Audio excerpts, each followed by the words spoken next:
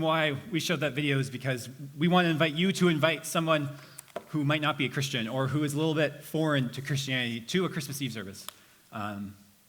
His testimony, their testimony is just, you never know what God's going to do. So we have two services here at Mission, one at 1:30 and one at 3. If those don't work, we have multiple services happening in Abbotsford if you want to make the trek across the bridge and whatnot.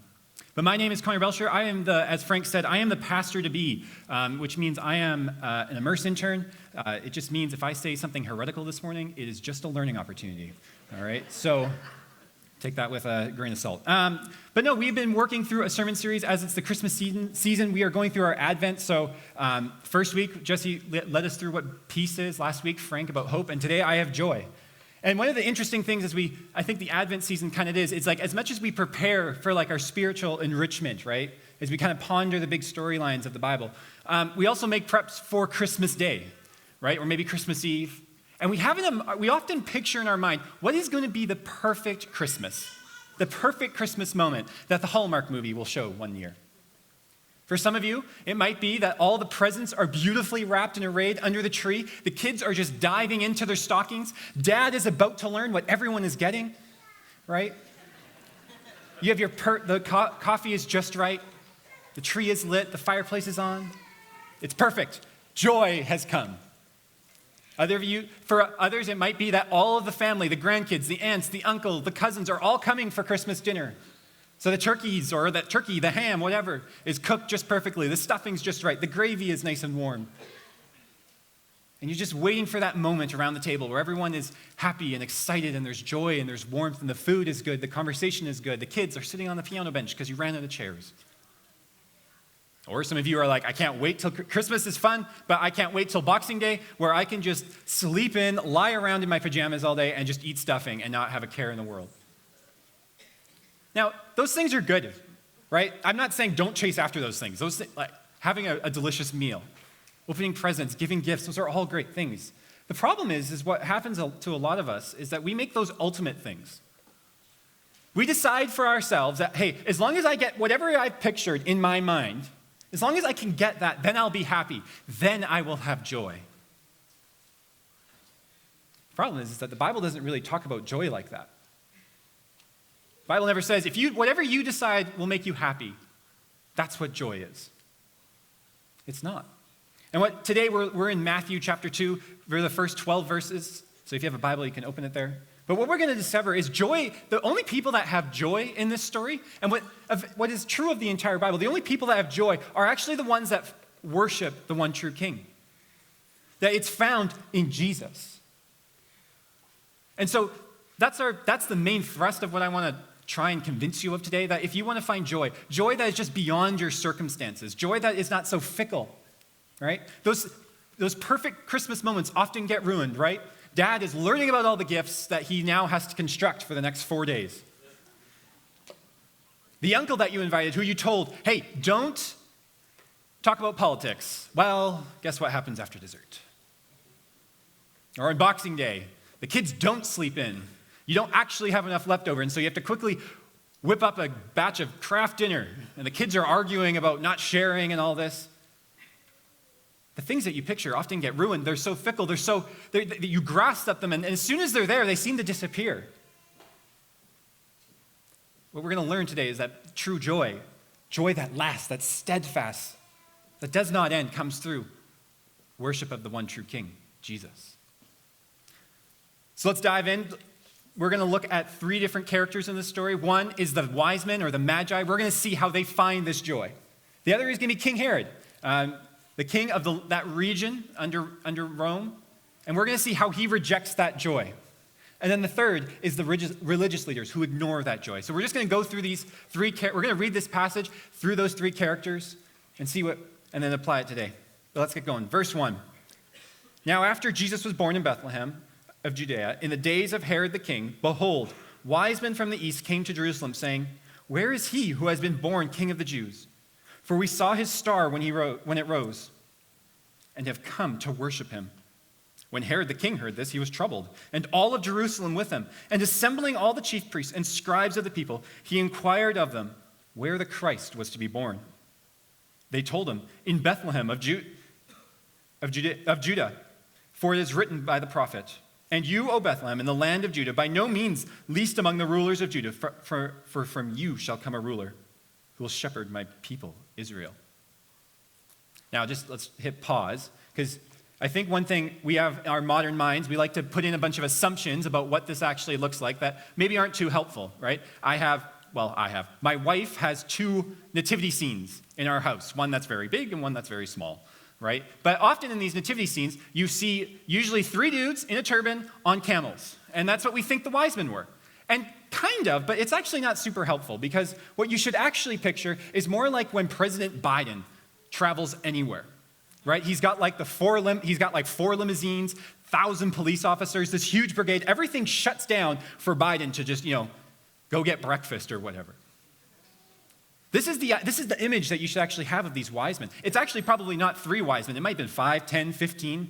We don't actually know. We just kind of think 3 because there's 3 gifts. But they were coming from a far land. They were coming east from Persia, most likely. We don't exactly know where. And they would have had an entourage, right? These guys were wealthy. These guys were powerful. They were politically important. So they would have had attendants follow them. They would have had people who would have carried all their food and water, their extra clothing, the tents. It's not 3 dudes. Plus, travel back then was dangerous. We don't have to deal with wild animals, but they did. And then they had to worry about bandits. And so you would have had soldiers. This would have been quite the scene. It's like if the king came down First Ave for the Christmas parade, right? We would all know about it. This is the same thing what's happening here. This massive entourage has come to Jerusalem. You would have known about it. You would have been hearing about it, talking about it. And plus, wise men, I also want to say, wise men is a good translation, but other translations, if you read, they actually use the word magi. And the reason is because that's what they were. They were astrologists. See, back in ancient times, you and I, we don't look at the stars and think, that's where wisdom comes from. That's where how we can tell the stock markets are going to do. See, we don't really do that. But back then, what was written in the stars was your history, right? Your religious history, your political history, everything, divine knowledge, wisdom was all there. And when the stars moved, it indicated something big was about to happen. And so if you were a king and a ruler and you wanted to know what was going to happen or you wanted to be wise, you would assemble these magi as wise men for your council. And so these guys, they see a star in the sky and they divine that, hey, this means a king has been born where Herod is king. And so that's what they do. They go. Of course, the star doesn't exactly point to where this king is. And so they just go to, Herod, who's in charge, and hey, guess what? A king is born. We would like to worship him. And Herod is a bit actually confused, right? He's got lots of sons. They would be the king. They would be the next king. And so if another king has come, that means I'm going to be no longer king. That means my line will no longer be king. And so he's troubled. Right? This would be like if you own your home and you paid the last payment on your mortgage, and then Mindy McPherson comes up to you and gives you this lavish gift, and you're like, great, what's this for? And she says, it's for the future or the next homeowner of your house. And you'd be like, whoa, wait a sec. Did I sell my house by accident? Did I pay my mortgage payments to the wrong bank? Did my wife sell my house by accident? You would be in turmoil. Same thing with Herod. Did I accidentally give the kingdom away? What's going on? And so he assembles all the chief priests, the scribes, the people that would know where this new king would be born. And he just asks them, all right, where is this king going to be? And they say, in Bethlehem. He's going to be a great ruler. He's going to be a shepherd to my people. And then it continues. Verse 7, then Herod summoned the wise men and secretly ascertained from them what time the star had appeared. And he sent them to Bethlehem, saying, go and search diligently for the child. And when you have found him, bring me word that I may too come and worship him. After listening to the king, they went on their way, and behold, the star that they had seen, when it rose, went before them until it came to rest over the place where the child was. When they saw the star, they rejoiced exceedingly with great joy. And going into the house, they saw the child with Mary, his mother. They fell down and worshiped him. Then opening their treasures, they offered him gifts of gold, frankincense, and myrrh. And being warned in a dream not to return to Herod, they departed to their own country by another way. Right, as we read this, we often get hung up on the star. And scholars and historians have tried to figure out what this star was. Some people think it was like a comet, right? Some people think it was a supernova, so a star that exploded millions of years ago and now we can no longer see. Others think it was just hey, it was probably maybe it was like space debris. Maybe a satellite or something, an asteroid, whatever. What's funny is one scholar says, a lot of thought, a lot of ink has been spilled over debating what this star was. And he says, while interesting, probably pretty useless. We won't know. We actually can look at the star patterns through history because remember, they cared about what was in the sky. That was where you got knowledge from. That's where you got the future. And so you can go back and actually read how the stars moved and all sorts of things. And we don't get anything other than Matthew writing this. One scholar says it could have just been an angel that only the Magi got to see. Only these wise men got to see. But whatever it is, after they learn that's going to be in Bethlehem, the star goes from one place to another. And then they follow the star, right? And when they realize that they have found Jesus, what does the text say? They rejoice with exceedingly great joy. Right?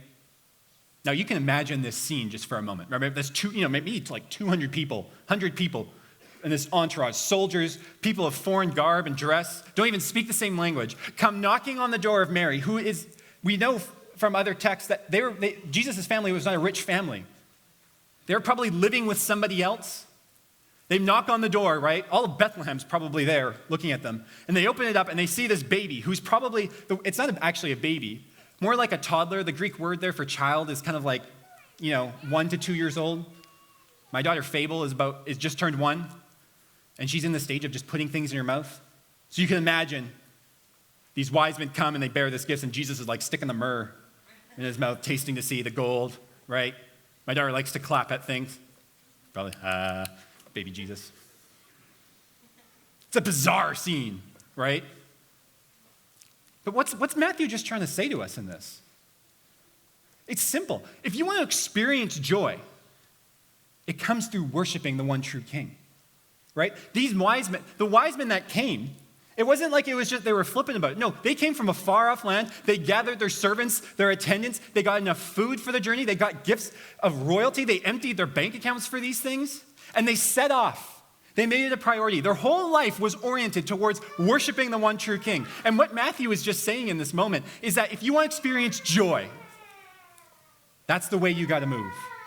An orientation towards the one true King that you worship. And we often use worship, sing songs, but it's more than that. That your entire life is bent towards knowing and glorifying Jesus. Now, that's where I could probably end the sermon and say, all right, go do that. Right? The Magi, they found the joy, and you can too. It's Jesus. Go worship him. But why don't we do that? Why do we find that a struggle? Why do people not come and see that Jesus is the King? Well, Matthew includes another character in the story, King Herod.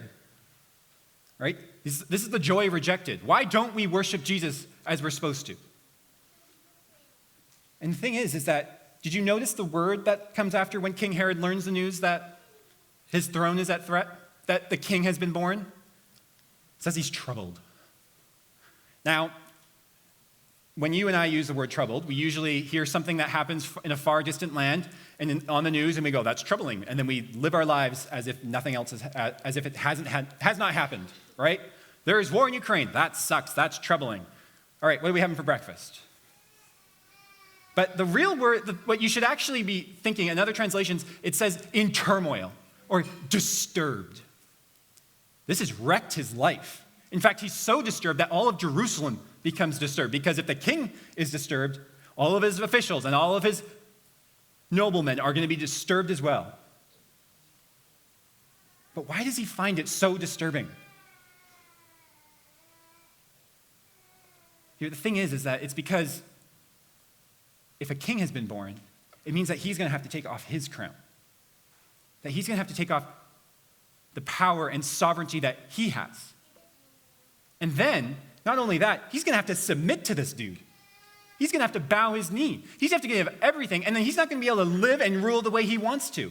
See, I think what's interesting is that when we read this, we like to identify with the Magi, right? We read it like, oh, hey, the wise men, they got it right, just like I would. But in reality, I think like our modern way of thinking, our modern mantra, is that we should actually be identifying with King Herod. We should be disturbed that Jesus has come. Why do I say that? Well, it's because King Herod lived out the modern mantra of you do you. Whatever you decide is good, whatever you decide will bring you joy, you do it. Right? We do it with Christmas, like I just opened with. If I could just get that on Christmas morning, if I can just get that on Christmas evening, then I'll be happy. We put on a crown and say, I just need that. I know what I need. I know what will make me happy. I will know what will make me joyful. I know what is right for me. You do you. See, King Herod was honestly, our history tells us, I like to read history, it's interesting. But King Herod, we actually have a lot of info on, because he was called Herod the Great because he did a lot of many things. He did whatever he wanted to do. In fact, he opened a lot of mines and had a lot of raw materials he wanted to ship out to the rest of the world so he could get that tax money. And he could sell it, and he could build bigger things. But he didn't have a port city that he owned and could control. And so he literally built one. He just built a city, right? They didn't have cranes, concrete mixers, any of that. He just was like, all right, I need a harbor, I need a port city where I can send my goods and not have to pay some other dude to do it. So I'm going to do that, and that's what he did. He also, because of the great wealth that he had, he wanted to please his people that he was ruling, the Jews, and so he actually expanded the temple. He made it bigger. He made it more lavish, more gold, more everything. And then he also built fortresses for himself. He built one on top of a mountain where there was only one little tiny bridge to get to it, so he could defend his lands.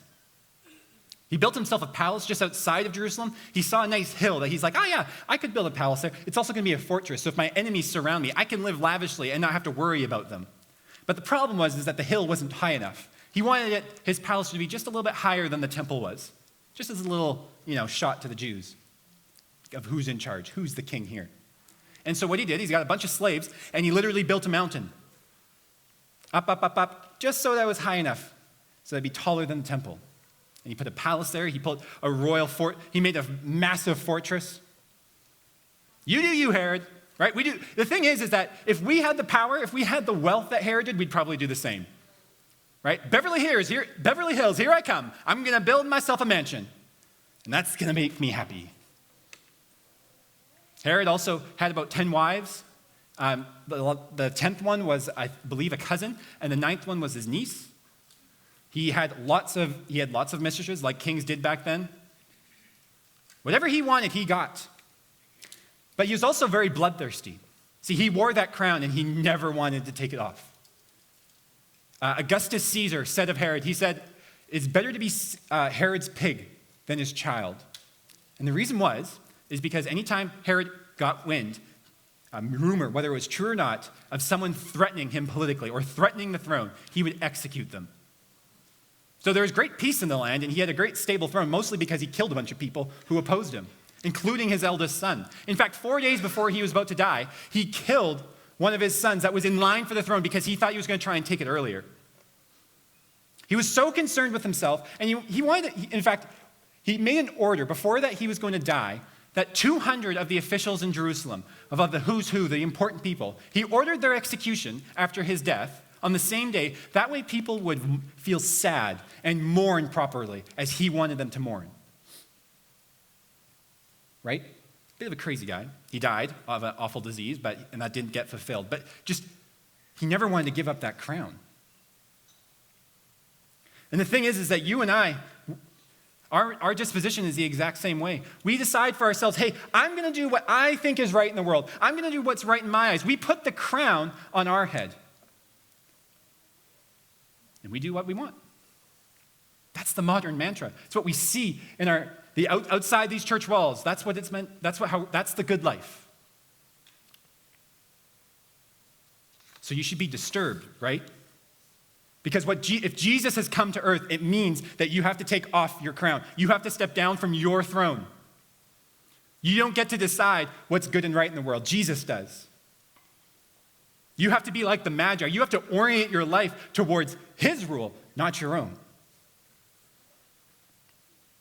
It's disturbing. It's troubling.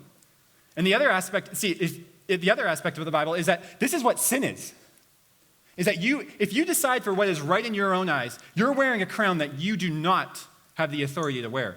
You are a rebel in the kingdom, and this is not Star Wars where we cheer for Luke Skywalker. This is an insurrection. They're trying to take over what God has. This is the Garden of Eden. God said to Adam and Eve, hey, you can have everything in this garden, but don't eat from this tree. And what did Adam and Eve do? They said, you know what, God, I don't trust you. I don't think you are good. I don't think you love us in that way, so we're going to eat this fruit. They were tempted and they drank the Kool-Aid. They did what they wanted to do. They took the crown that belonged to God and put it on their head. And that's what sin is. You see, the troubling thing is that when we hear about Jesus coming, is that, yeah, if you've been a Christian long enough, you know the end of the story. But, man, if God's son, the prince, is coming down to earth, where all the rebels are, where they sit on God's throne, where God's supposed to be, where they wear a crown that they do not deserve, man, this king is probably coming back to make things right. And God is a good and just and perfect God. And so he's going to make things right, which is good. We should rejoice in that, because there's a lot of awful things that happen in this world that need to be righted. But it means we're caught in the crosshairs. That because we wear this crown, we've been bewitched to thinking that if whatever we decide is good and right, whatever we think is going to bring joy, that's it. And that's sin. That's the evil of this world. But the thing is that as much as you should be disturbed, is that you should also be rejoicing. The prophecy, or the text that the religious leaders, they quote from, it says that he shall be a ruler. But do you notice that last little bit? And he shall be a shepherd. Jesus picks up on this language as a shepherd. He isn't coming with a sword. He's coming as a shepherd. He says this in John 10. He says, I am the good shepherd. The good shepherd lays down his life for the sheep. He who is a hired hand and not a shepherd, who does not own the sheep, sees the wolf coming and leaves the sheep and flees. And the wolf snatches them and scatters them. He flees because he is a hired hand and cares nothing for the sheep. I am the good shepherd. I know my own and my own know me, just as the Father knows me and I know the Father, and I lay my life down for the sheep. What's he saying here? You see, you and I are like the hired hand. We're in it for the money. We're in it for ourselves. As soon as danger comes, we're out of there. What does Jesus say? No, when the danger that's coming to you, I'm going to lay my life down for you. See, this is the remarkable thing about the gospel and the life, ministry, death, and resurrection of Jesus, is that he actually laid his life down so that we can take off our crown, put it where it belongs, and instead of facing the judgment that we deserve, that God would right the wrongs, he put it onto Christ so that we can be welcomed into God's family. We can enjoy an eternity with joy that we have only just begun to taste. This is why Christmas we have joy. It's because God came to earth not with a sword, but to lay his life down for us. John Stott, an Anglican theologian who's no longer with us, but had a great way of making big ideas fit into a small amount of words, says this: for the essence of sin is man submitting to himself, substituting himself. Sorry, let me try that again. For the essence of sin is man substituting himself for God. Right? You do you. You wear the crown. You sit on the throne. You decide what is right. Well, the essence of salvation is God substituting himself for man. Man asserts himself against God and puts himself where only God deserves to be. And God sacrifices himself for man and puts himself where only man deserves to be. See, Christmas points to that. That we rejoice in that Christ went that far for us, that he left the glories of heaven, the joy of the Father, and he came among us, not as a king with a sword, but in an impoverished family, in gentleness and meekness, and then would suffer for us and die for us so that we could be welcomed into the fold of God. Let me illustrate this joy in two ways. I have a father-in-law who grew up on a farm, and so he was a tinkerer. He can fix pretty much anything: tractors, cars, home, home repairs. So every time something breaks in our house, I phone up. His name's Wayne. Wayne, this is broken. And he comes, mostly because he's also a cheap man, or someone corrected me, a smart man, in that he doesn't want to pay a plumber or electrician or anybody to do the work that he can figure out or to fix the problem.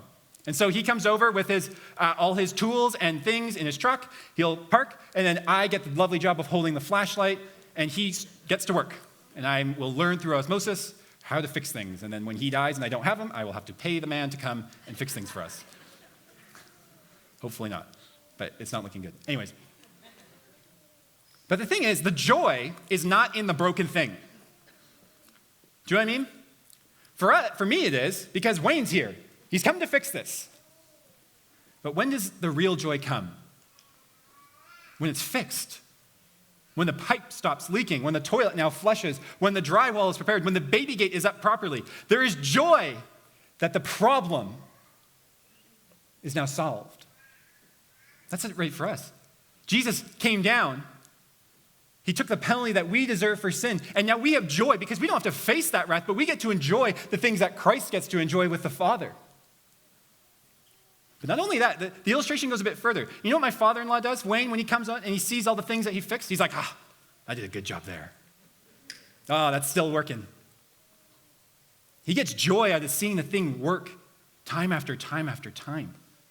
It's the same thing with us. We've been restored with God, and we get to live how we were designed to, how we were supposed to live. And there is joy in that. Let me put it another way. I have a kid. She is 12 and a half months old, or a year and a bit. And I remember just saying when I was doing my undergrad at SFU about, hey, I want to be a dad one day. And honestly, some of my friends there looked disturbed that I wanted that. They're like, you want a kid, you want to be a dad. But they're like, think of it. You're going to have to spend money where you don't want to spend money, right? You're going to have to give up all of these freedoms, all these things that you want to do, you'll have to give up. And I can testify that's true. At 2 a.m. last night, I was not sleeping. We vacation differently. Instead of going, hey, wife, where do you want to, hey, Rachel, where would you like to go today? We go, what's going to be fun for Fable? All of my beverage money, is now buying diapers and wipes. Our money's different. We handle our finances differently. Instead of after work, just me kind of sitting watching Netflix or doing whatever I want, I have to come home and take care of our child. And at the end of our child going to bed, I'm exhausted. I can't do the things I need to do. I have to do chores. I have to clean up. All of my freedoms, all the good things I have, they're wiped away. Why on earth would I do that? Some of you young adults are like, man, that's disturbing. I don't know if I want that. But it dawned on me not too long ago why I will give all of that up because the joy I get in Fable. When I come home from work, I open the door, I put my stuff down, I say, hello, I'm home. And Rachel goes, who's that? And there's a silence. And then there's a da-da. And then the pitter-patter of feet running to the baby gate. And as I turn the landing of our stairs, there's Fable going, da-da, pointing. Even right now, it brings me so much joy just to think about that moment. And can I tell you? Everything I have to give up. The crown I have to take off so I can take care of Fable, I can be Fable's dad, is so worth it because I have Fable. Some of you know this the opposite way. You've lost somebody, and you think in your mind, man, I would do anything to see that person again. To say, hi, mom, hi, dad, hi, son, hi, daughter. You'd give up so much just to say hello. Because why? Because you have that person, the joy. It's the same thing with Christ. You have to give up a lot. You have to take off your crown. You can no longer do what you want to do. You have to listen to him. Bow your knee to him. You're no longer sovereign over your life. You have to be like the Magi and orient your life, orient your enterprise, your effort, your money, your time, your gifts, your talents, all towards him. But it's all worth it. Because you get Christ. And that's the joy in Christianity. Is that it's not rooted in circumstances that change and pitter-patter. It's not rooted in our individual emotions which change. It's rooted in a person who died for you, who showed his love, his compassion, who died a death he did not deserve so that you could have life. And so the Christian joy is always looking to that moment and realizing what Christ has done. Now, it means, yes, Jesus coming is disturbing, but there's good news. You don't have to be disturbed. You don't have to be troubled. You do you. You can take off the crown and submit to Christ, and what you will find is joy, just like the Magi did. You see, the last characters that we're going to look at, the religious leaders, the chief priests, and the scribes, they're perhaps the most odd thing that they do, is that they know that the Magi are here to worship a king. King Herod asked them, hey, where's your Messiah supposed to be born? And they say Bethlehem. He's going to be a good shepherd. And what do? Absolutely nothing. They don't go investigate it. They don't even inquire like, hey, maybe we should send one person just to check this out. Maybe they're right. Maybe this is the one that God has promised. They knew this book. They knew their scriptures well. They knew the signs that they were supposed to be looking for, and they do nothing. Their whole identity, their hope, their purpose is built towards this king coming. And when they hear that, hey, this king might have come, to simply ignore it is just odd. Think of it like this, and why it's so odd. 2 years ago, when COVID was still a thing, everyone did their online shopping. And I think it was around this time I found the perfect gift for my wife. I don't know if it was that perfect because I can't even remember what it was, but I do remember the anxiety I felt in purchasing it. I bought it. It was like December 11th, 12th. I bought it. It said December 21st, it's going to arrive. And I was like, awesome. Great. Can't wait. This is going to be a good gift. I get the shipping notification that the item has been shipped. And I saw some dreaded words. Shipped by Canada Post. Some of you know the pain that I'm about to experience. It's not that if you work for Canada Post, I'm not trying to diss you or anything like that. Just sometimes things arrive a little later, and that's okay. And before that, I had ordered some things and it said it was going to arrive at the end of November, and it was more December. So I was getting a little concerned. Okay, this is the busiest time they've ever been. Okay, let's see if this thing arrives. And so I started religiously checking the shipping updates, right? I wake up in the morning, go onto the email, check the order number. It's in Ontario. Oh, the items departed the facility, right?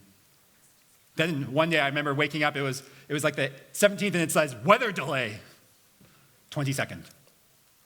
All right, next day you keep checking, right? Eventually got to the point where it said it was going to arrive on the 23rd, right? I had been checking this thing every hour, and so when I woke up on the 23rd, it had the good news, item out for delivery.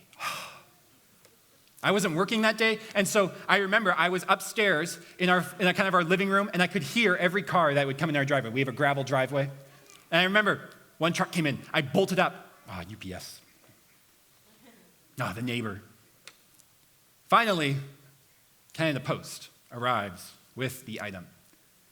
Now, at this point, I was really excited for this gift. I was pinning a lot of my wife's happiness on Christmas morning for this gift. It'd be very weird if I was just like, thank goodness, that was good. Right? Be a little weird. No, what did I do? I ran downstairs before the guy even got to the door. I opened it and I go, yes! I remember the postman kind of being like, okay. What? The thing I hoped for, the thing I was anxiously waiting for, had finally arrived. Here are the religious leaders who are anxiously waiting for the new David, the new king, the shepherd that would bring God's blessing to the earth. And what did they do? Absolutely nothing. So here's what I'm trying to say. If you're a Christian and you've been a Christian for a long time, please, because this is a familiar thing and you've probably read it maybe 100 times, you've heard it preached many different ways, please don't let this pass by just because it's familiar. Let the fact that the God of the universe became a baby, became a toddler that was running around eating dirt probably, came to the universe to save you. Let that fill your mind, fill your soul. Let it spin like as if it's a dishwasher cycle in your head. Let it fill you with joy. Let it overflow from you. Don't let it just pass by. We have a culture that for some reason loves Christmas for good reason, but don't let the familiarity of it, don't let all of the parties and everything just make you walk by. There's a beauty, a joy, a goodness, a hope, a love, a peace that is to be found. Don't ignore it. But this also applies if you're not a Christian here, or you're like, I'm on the fence about this, my parent dragged me here, or my friend dragged me here, and I'm just checking things out. Because I ask you not to do the same thing, right? Oh yeah, I know the Christmas story, the wise men nativity, do. Don't let it walk by you. Go and investigate it. Do you see the claims that Jesus makes, that he is the way, the truth, and the life, that you can have life abundantly, that you can have hope in your life, meaning and purpose, peace, love and joy, that is so much greater than you could ever imagine. That is an amazing claim, and if it's true, it's worth investigating. It's worth coming and checking it out. So don't just sit there and watch it pass by. Come as the Magi did. Come and worship. Come and figure out if this Jesus is who he says he is. The invitation is open. Come and see this newborn king. Come and adore him. God is with us and he is worthy of our worship. Jesus was born as a baby. The wise men worshiped him. So come and worship him as well. Find out who this Jesus is. He'll be your joy. Let's pray. Heavenly Father, I thank you so much for this morning and for your word, Lord. We are thankful that you have given this to us so that we may discover the truths about heaven, the truths about your son Jesus and what he's done for us. Lord, I pray as whatever our spiritual status might be today, Lord, I pray that we would not be like those religious leaders, Lord. That we would not just walk by or ignore what has happened. And Lord, I pray, Lord, as much as we are disturbed by your arrival, as much as it is troubling, as much as we have to give up our crown, Lord, I pray that we'd find the beauty of the gospel, that you came as a shepherd who laid down your life for us. Help us to find joy in you. We thank you for all you are and all you've done. In your name, amen.